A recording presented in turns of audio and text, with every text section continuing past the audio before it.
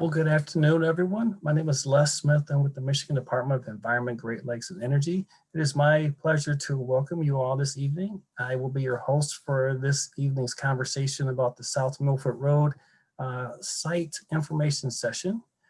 Before we get to our first presentation this evening, I would like to go over a couple of housekeeping items for you. First, just to let you all know that all of your lines have been muted for the webinar. But in the next slide, I will actually let you know how you can have a conversation with our panelists this evening. Also, I'd like to let you know that tonight's conversation is being recorded. So you will be able to watch the recording again in the next day or so. And if you have neighbors who are not able to attend this evening, we will have this webinar posted on Eagle's YouTube channel. And I will remind you of that information later on at the conclusion of this evening's conversation. And with that, I will let you also know how you'll get a chance to talk to us this evening. So at any time, if you have questions about the material being covered tonight, you can type a question in the Q&A box located in the bottom of your screen. It's in the Zoom control panel for those of you that are watching. Also, you may also raise your hand by clicking the hand icon. We will have an opportunity for a question and answer session after the conclusion of the presentation. And we do have one person listening by phone, which I'm happy that you joined us. So for the caller on the phone, if you have questions that you would like to ask for tonight's panelists, you can select the star and the number 9 key on your phone. That will electronically raise your hand, and I can unmute your phone line so you can talk to our panelists this evening. And with that, I'll go over the housekeeping rules again later on. But with that, I'd like to hand the virtual microphone over to Emily Bertolini. She is the project manager with the Remediation and Redevelopment Division here at Eagle. Emily, the floor is yours. Great, thank you, Les. So yeah, as Les mentioned, I'm Emily Bertolini. I am the project manager for the site with the Remediation and Redevelopment Division. So tonight we are going to cover just a few different topics. So just in a quick agenda, I'll be talking about the background of the site, what we know so far, what that means, and also our plans and next steps for our upcoming investigation. And we're joined tonight also by Aubrey Brewer of the Department of Health and Human Services. So Aubrey will share a little bit more about the vapor pathway that we're talking about, that is the focus of our investigation. And she'll also help us understand the potential contaminant health effects. Then at the end, we'll do a question and answer period together. So talking about the history of the site, just kind of the quick history from about the 1990s to the present. We've been doing work out at the area for a while, so some attendees may remember when we started doing that work, there was an investigation related to some unexpected contamination that was found in kind of routine sampling related to the landfill. There was some industrial solvent contamination that was detected as part of that and tracked back to some businesses that were right at the corner of Milford Road, Pontiac Trail, and Grand River. So some additional groundwater sampling was done and private wells were tested that propelled us to have municipal water extended down South Milford Road there and put the remaining wells that had tested okay on the monitoring program that is still continuing today. There was a groundwater cleanup effort that was conducted, and then more recently, we've reevaluated things with a better understanding of this vapor pathway, and that prompted our investigation along the road right-of-way right there along Milford Road last fall. And so based on those results, we want to do some additional investigation. So the primary contaminant in the area is trichloroethylene, or TCE, which, as I said, is an industrial solvent. It was used more frequently back around like the 50s, 60s, and kind of went out of favor because there are other products available that have replaced it that are a little more environmentally friendly. The exposure pathways of interest are drinking water and then volatilization to indoor air, which is this vapor pathway. The drinking water concern has been resolved with the previous work. Like I said, with the extension of city water and then the monitoring program for the remaining wells, we think that's all buttoned up. We're not worried about that. But the volatilization to indoor air pathway is kind of newer, and we have a newer understanding of it. Um, if a good way to explain the difference in where we're looking is if you think about a glass of water with a straw in it, the bottom of the straw would be kind of like the depth where the wells were pulling in water for household use. And the volatilization to indoor air pathway, we need to look at a shallower zone, so like at the top of the water in the glass. So we don't have a lot of information for that depth yet. So talking more about what that pathway is, certain chemicals can evaporate from the groundwater into the air spaces that are between soil particles. So we have typically two layers underground. We have one that is deeper, that is saturated with groundwater, so there's water in those spaces between the grains of soil. And we have a layer above that that is shallower and drier, and there's air in the spaces between those soil particles. And the interface between those is the water table.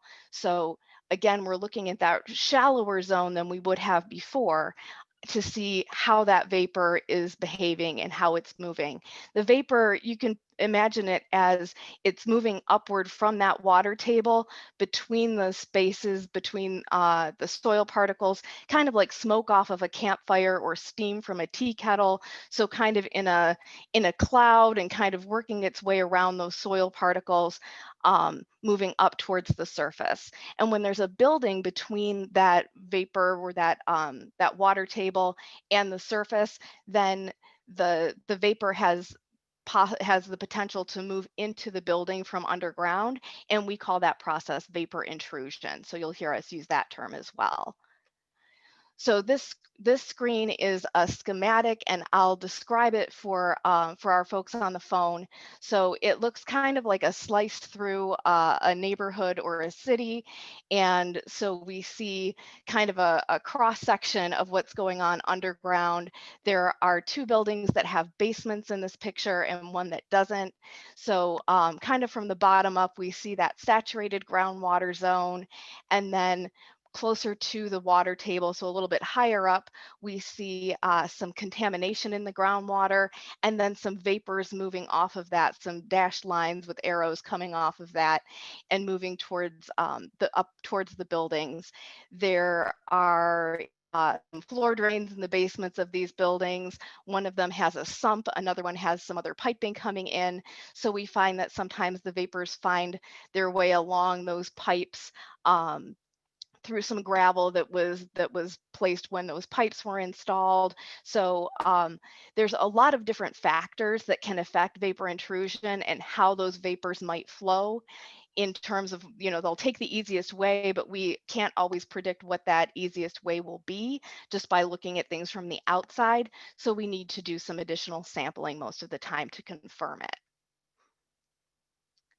So this next slide is kind of is another kind of cartoon presentation of a neighborhood with a circle around the area and some people wondering, hey, is my home in the affected area? So when we do these investigations, we typically look at the information we have, try to approximate an extent of the area, with our best guess, and then through some sampling, we adjust that idea. So the sampling area might grow or shrink depending on what we find from our sampling results. And this slide also shows, a variety of different sampling points around the neighborhood. And on the left side of the screen, there is a cartoon of the type of machine that we use to install our monitoring wells and our sample vapor points, or our soil gas wells is what we call those. And it's about the size of a large forklift. And it looks a lot like one. It has, instead of the wheels that you sometimes see on a forklift, it's the kind that has tracks on it, like you might see on if you think about an army tank, that kind of wheel style, I guess, but it lets us get into small spaces pretty easily. So it's pretty maneuverable, just to give you an idea of what that looks like. And for folks who are familiar with the earlier investigations, you may have seen something like that before. And that's also the type of equipment that we used back in 2019. So if you saw us working out there, you would have seen that. This next slide is a view, like an overhead Google Earth kind of a view of the area, and essentially between it shows Milford Road south of Grand River Avenue, and really the area between Rice Street and West New Hudson Drive is where we looked for our investigation last fall. On this map, there are dark blue dots that show the existing monitoring wells and green dots that show the new sample locations that we put in last fall. Those were just temporary locations in the road right of way. So it was a good way for us to get a snapshot of information to get a feel for what was going on. And on this map, about midway between north to south, about midway between Rice Street and West New Hudson Drive, we have point number 4 and point number 7 kind of across the street from that. And they both had similar levels of TCE in soil gas or in the vapor samples that we took. And those levels made us think, hey, we need to look a little bit more over here. It's worth doing some more investigation. So this slide shows the same image as was on the fact sheet that we sent out with the letters. And it's that, again, kind of that like Google Earth view of the area with a yellow rectangle pretty much around the area, again, to the east and to the west of Milford Road between Rice Street and New Hudson Drive. And so based on our results along the roadway there, along Milford Road, we're going to want to expand out and take a look on properties beyond the road right of way there. So as far as what comes next, we're, like I said, going to want to put some sample points on the private properties along Milford Road. And I want to emphasize we are focusing on exterior, limited or no contact work. When we originally planned this meeting, it was right before COVID happened. So we had to postpone it from our originally planned March date to now. And so of course we've had to kind of shift our approach. Our original approach would have included taking a look inside of buildings, looking at construction, just like, you know, taking a peek in your basement or crawl space or whatever to get a feel for how the construction was and all of that. This time we're going to ask for your help telling us what your basement looks like, that kind of thing, so that we can avoid coming inside and we can maintain that no contact and stick with our COVID safety protocols. But having that information will again help us anticipate a little bit more about how vapors might be flowing in the area and where we need to sample. Our sampling approach will include groundwater through some of the remaining wells from the older investigation that focused on drinking water. So those dark blue dots that were on the other map. And we will also be interested in putting in some new monitoring wells on properties as well. Again, just because we'll be looking at a shallower depth than we were before. Similarly, we'll want to install some vapor sample points that will be permanent points that we'll place outside of homes and maybe other buildings. If you've got an outbuilding like a garage or a pole barn or something, we might be interested in doing that as well. So in terms of what we're asking tonight and how you can help us, definitely we know this is these are some interesting times we're living in. So definitely ask us questions and partner with us on this. We have a lot of information to share, and we can guess about the kind of information that you'll want, but we might be guessing wrong. So if you have questions, by all means, please do ask, whether that's tonight or whether that is later down the line. This is going to be an ongoing process. So we're in the very early stages of investigating this pathway in this area. So we don't have a lot of data to share right now. We just don't have a lot of details about what's going on. But once we collect some samples and get more information, we'll have a better idea. So just kind of bear with us on that. Once we install these points, we'll be sampling them for, I would guess, at least a year. So it will be an ongoing process. So that's why, I want to have a good understanding with everyone and make sure that we're communicating well and all of that. And what will definitely help us move along with that is we sent out access agreements along with the letters, and it also included a self-addressed stamped envelope. So if you want to review and sign and return your access agreement, we would definitely appreciate that. This next slide just shows a picture of that access agreement form. At the top, it says Part 201, consent to enter private property. And then there is a box below that to fill in your name and your contact information, like your phone number, your email address, all of that. Again, that will help us keep good communication. So, again, happy to answer any questions about the access agreement. Certainly, we will let you know when we're going to be working on stuff and be in the area doing any sampling, that sort of thing. So with that, I will turn things over to Aubrey Brewer with the Michigan Department of Health and Human Services. Thank you, Emily. Hi, everyone. I am a vapor intrusion toxicologist with the Michigan Department of Health and Human Services. I'm just going to talk a little bit about how we evaluate vapor intrusion using our screening levels. And I'll just explain a little bit about how we develop these screening levels. So our first step is reviewing the scientific literature.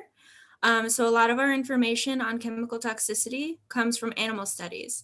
There are some limited information on human toxicity, which mainly comes from people that work around chemicals or studies from communities who were exposed to chemicals in the environment. So we go through all that literature. We then identify reliable studies that have found health effects at low contaminant levels. And so we choose which studies found sensitive effects, the most sensitive effects. So for example, that might be in a rat study, they found that the most sensitive effect was developmental, or maybe another study found the most sensitive effect was neurological in mice. So we just look at all of those and find the most reliable one. And then we translate that animal information into human information. And what we do is we take uncertainty factors and translate that animal data into human data, which gives us a lower, more protective screening level that's used for humans. And humans also vary in their sensitivity to chemicals. So we apply additional uncertainty factors which are protective of sensitive individuals. And we also consider the worst case exposure scenario. And for a resident, that would mean exposure to that chemical for 24 hours per day, 350 days per week for 32 years. And then we use these screening levels to evaluate exposures and evaluate whether a given exposure could pose a health hazard. And then we update these screening levels periodically as new information emerges. So these are our indoor screening levels. We have a couple. So the first one is our action level, the RIASL, or the Recommended Interim Action Screening Level. So this screening level indicates that there's a need for us to take action in order to reduce exposure. And this screening level is low enough to where it alerts us to an issue before there is an actual and immediate health hazard. And then we also have our time-sensitive action level, or TS-RIASL, and this level is a little bit higher than our RIASL, and it indicates a need for a more rapid response. So how do these screening levels are used to interpret health outcomes? So exposure at or below the screening level indicates that there is no increased risk for health effects. Exposure above that screening level indicates that exposure may pose a health hazard. But if it is above the screening level, that does not mean that you will definitely experience health effects. And that's because you experience health effects based on several factors that are unique to you. And that includes your specific level and duration of exposure, your sensitivity to that chemical, your genetics, any existing conditions you may have, lifestyle choices that you make, or exposure to other chemicals in your everyday life, like household chemicals or any industrial exposures that you may have at your job. And it's important to note that at this point in our investigation, we don't have any exposure data. So exposure data would be these indoor air data points. So at this point in our investigation, all we have is groundwater or soil gas. So at this point, we cannot make a health interpretation for you. And if you are concerned at this point for your health in regards to this investigation, you can speak to your medical doctor about this. MDHHS cannot provide medical advice. Your doctor can provide a personalized evaluation of your health. They also can discuss this with a medical toxicologist with Poison Control Center, and they can give you a little bit more information and determine if there's any testing that you could do to be able to evaluate your health. So we'll talk a little bit about the chemicals and health effects. And with vapor intrusion, we're more concerned about low levels of chemicals in your home. This usually poses low levels of chemicals in your home mostly affects more sensitive individuals. So we're not talking about extremely high levels like you might see in an industrial facility, which would lead to a more serious immediate health effects. And the chemical that we're concerned with here in your neighborhood is trichloroethylene, as Emily has mentioned, or TCE. And the population that we're mostly concerned with for this chemical is pregnant women. So exposure to this chemical during a certain period in pregnancy can cause, it can impact the development of the heart of the fetus. And so that can lead to birth defects. But there are some data that link exposure to TCE to decreased immune function, kidney cancer, and there is some limited data linking it to liver cancer or non-Hodgkin's lymphoma. And with that, I will turn it back to Les.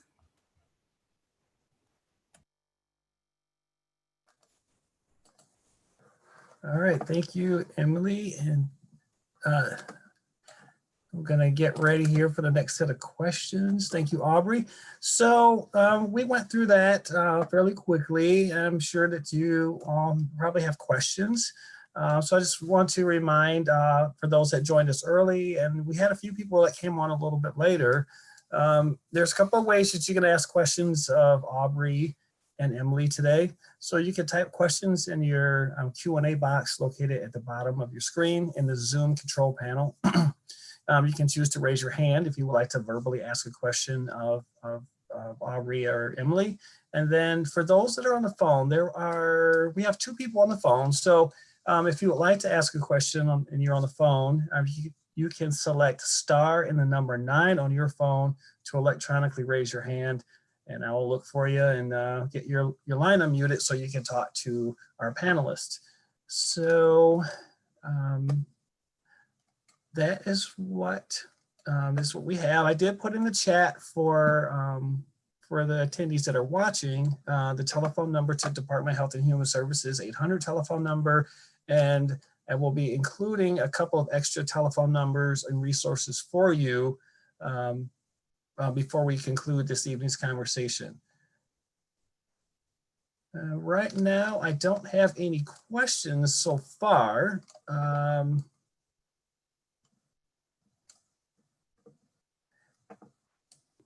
Emily, how about if we, while we're waiting for some questions to come in, how about we look at what other resources are available if an attendee wishes to learn more information about vapor intrusion?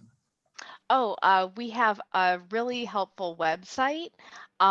Eagle has a web page that's all about vapor intrusion, and it includes like a YouTube video of what that looks like. And we also have like a pamphlet kind of a resource that's also available through our website. Electronically as a PDF. If folks don't have access to that, or prefer not to use our website, we do have some paper copies of that pamphlet as well, and that includes some of the cartoons that we like, those schematic drawings that I showed in my presentation, and kind of a greater overview of the process. So that's definitely available, and of course, people can always contact me or Aubrey. I just put in the web address for the vapor intrusion website. And for those great. that are on the phone, it's michigan.gov/vapor intrusion as one word, VAPORINTRUSION. That'll take you to Eagle's vapor intrusion information and resource page. I still don't have any questions. Well, maybe I'll talk a little bit more about what we're planning to do or what we'd like to do. So that work will involve, as I mentioned, putting in new monitoring wells and new soil gas wells or vapor monitoring points. And what that will look like is some folks may, like I said, still have some of the older monitoring wells in their yard. So maybe familiar, or from walking around the neighborhood, maybe familiar with what those look like. But for anyone who's not, they look like a small metal manhole that's maybe the size of a dinner plate or smaller. So that's what would be left in your yard. And we are definitely, we definitely understand, maybe you have some landscaping that you'd like us to preserve, or, some areas that you'd prefer us not to place it or whatever. We can definitely work with you on that. And with the initial installation, we can be done with that in a day, probably. It'll take some time. It'll be kind of loud because we do have to drill the hole, but again, we can work with you on timing for that so that when we're going to be there, and it's as we're as least disruptive as we can be. And certainly with any follow-up sampling, that would be probably like a one-day thing. And like I said, we'll probably be looking at a year or more of sample collection, but it would be like 4 times a year. So like 4 days, pretty much once a quarter, probably.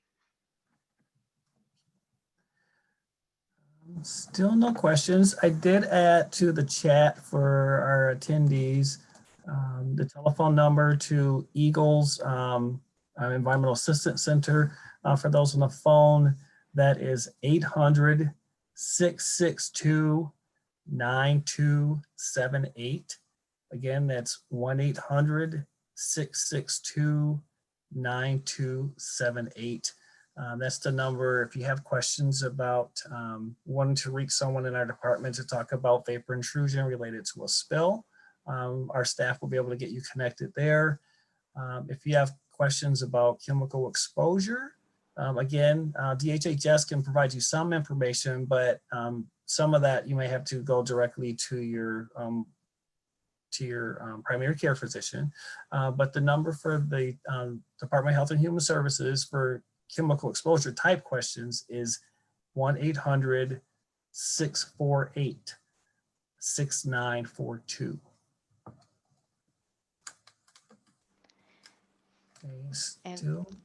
I will advance our slide here also, because that shows my contact information and also Aubrey's. So folks who are able to see the slides can see that.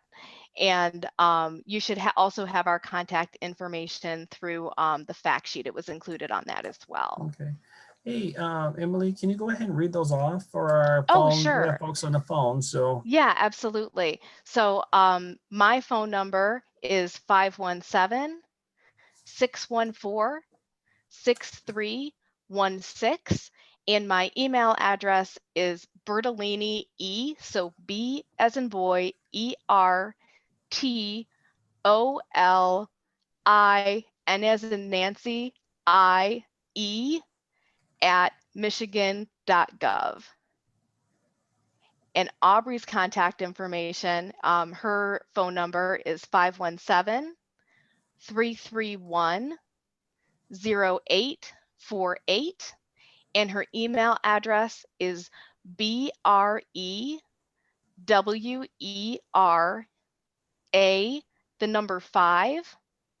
at michigan.gov. Awesome. Thanks, Emily. We do have a question that came in, and I just want to throw something in before we get to this first question. And thank you for the person that sent the first question for the night. I just want to remind everyone that we're recording this conversation, so it will be made available in the next day or two. The recording will be placed on Eagle's YouTube channel, and I'll throw that in the chat. It's I have to get the correct email address so I can give it to you for the folks that are on the phone. But I'll read that email address out loud here shortly after we get to this first question. But just wanted to let you know again that this is being recorded and it will be made available. Okay, for the first question of the evening, should our medical doctors be made aware of this investigation? So I can take that one. If you're concerned at all about having a potential exposure to trichloroethylene that you think might be related to a health effect that you're experiencing, or if you just want to let your doctor know, it won't hurt at all to let them know.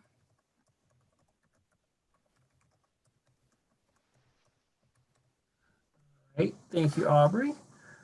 And I'm sitting in that. There are no new questions. I guess just to kind of follow up on that question, I want to mention that right now we're working, like I said, we're at the very beginning of this investigation, so we're working with pretty limited information, and that means that right now we don't have any information about whether vapors at any particular level are entering buildings. So that hopefully will be something that we find out as we progress with the investigation. Okay, for our attendees that are still with us watching, the Eagle YouTube link has been placed in the chat, but I will read it out loud. It's www.youtube, that's youtube.com/Michigan Eagle as one word. That's MICHIGANEGLE.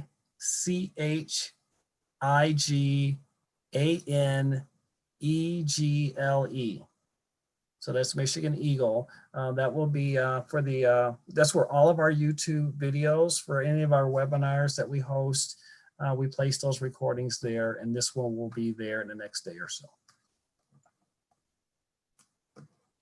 Yep, and we can certainly provide that also, if you call or email us. Okay. I don't have any new questions. So Emily or Aubrey, would you like to have, do you have any final thoughts you'd like to share? Yeah, I'll mention that we are interested in getting started with the work yet this year, if possible. Provided the weather cooperates and everything. Our contractor is prepared to get out and start doing the work. I have received a handful of signed access agreements so far. So if if possible, we'd love to get more. And again, any questions that anyone has about that, feel free to contact me after this meeting, and I'd be happy to answer them. Okay. I had a hand briefly. Yes, I have a hand.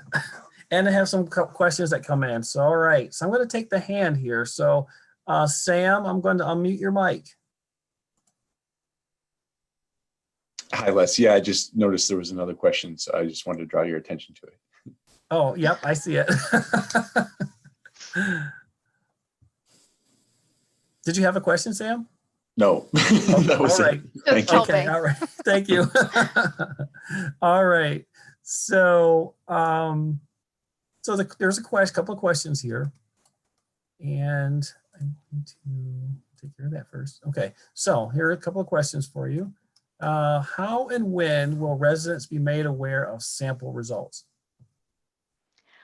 That will, I guess, depend on how when we collect the samples, right? So after we do the collection, it will depend a little bit on how many properties we're able to get access to. So how big our first sampling event is. We can certainly send out letters with the results. We could do another meeting if we have a lot of folks to talk to, or certainly, we can communicate one-on-one as well. Okay, thank you, Emily. There's a follow-up question to that. The question is, how and when is it decided if further action is required? So we will take a look at the sample results that we get. We'll compare them to our criteria that we have. We have some customized kind of site-specific criteria that we will look at and compare the results for soil gas and groundwater to those criteria. And if we have an exceedance, if we have a reason to believe that we need to take action sooner and do additional sampling or anything like that, then it'll be based on those criteria. And ordinarily, again, like we're kind of adjusting our approach because of COVID protocols and concerns. But certainly, if we see something that needs further attention, we'll let you know and take those steps. Okay, thanks, Emily. There's another question that came in, and this question concerns the properties that have access and those that do not, have provided access to you. The question is the investigation limited to the properties that have signed access agreements? Yes, we will not do any sampling or install any sample points on properties where we do not have signed access, and that includes to the existing monitoring wells. But we also won't, I'll be happy to talk to you about what exactly we want to do on each individual property. There's a good chance that we will be looking at least one sample point on most of the properties right there in that yellow rectangle on the map, so right along Milford Road. But some of it will depend on your location. So for example, if your property is outside that yellow rectangle, but you have an older existing monitoring well, then we would want signed access before collecting any samples or doing any measurements from that monitoring well. But it might be that for now, in this stage of things, we're only interested in doing some sampling or measurements through that existing well. So really, it will depend on the location a little bit. Thanks, Emily. Still no new questions. So we got 3 in there, 4 in there actually. So that's good. It's working. Yes, we have time. We're not in a rush. So we want to make sure that we have answered any questions that you may have about this investigation or how it will proceed. So feel free to raise your hand or type in a question, and we have a question. We can keep them coming. Someone asked if the results of the investigation will be provided if the access agreement is signed. Yes, because in that case, we will have access to your property and we'll be able to take a sample from it. So we'll provide you with those results. And again, we're kind of early in the investigation, so we may not have a big overall picture to share in the near term, but once we do, then like I said, we'll be able to maybe do a more overall sharing of the results in a meeting similar to this.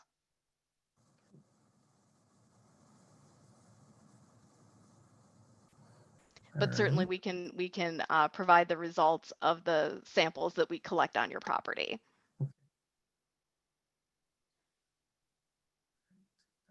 There are no There's no new hands raised presently, and there are no new questions. Okay. Aubrey, Well, did you then- have a final thought?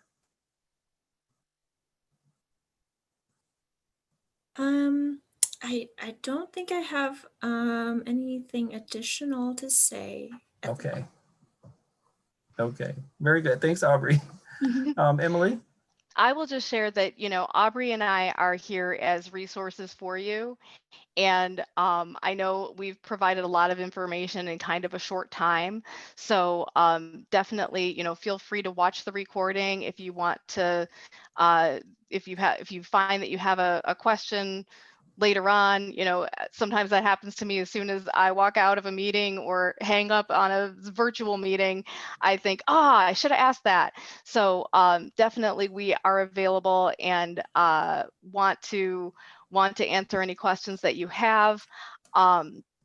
I know this can be disruptive and it's not, maybe not what you would choose, but we definitely want to work with you on this and accommodate you however we can.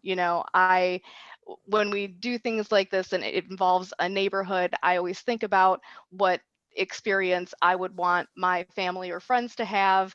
And so we will strive to give you that same experience. Okay.